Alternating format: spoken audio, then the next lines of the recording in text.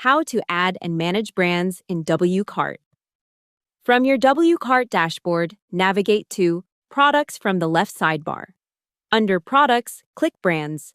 Here, you'll see a list of all the brands currently available in your store. To create a new brand, click the Add Brand button. This will open the brand creation page where you can enter the details for your new brand. Start by entering the brand name.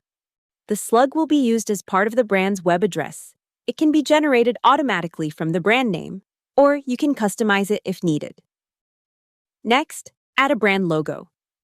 Now, add a description for the brand. Next, scroll down to the SEO section.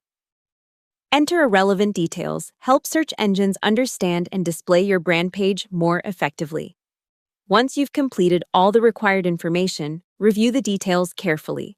Then click Save to create the brand. Your new brand will now appear in the brands list. To update an existing brand, open the Brands section and select the Edit option for the brand you want to modify.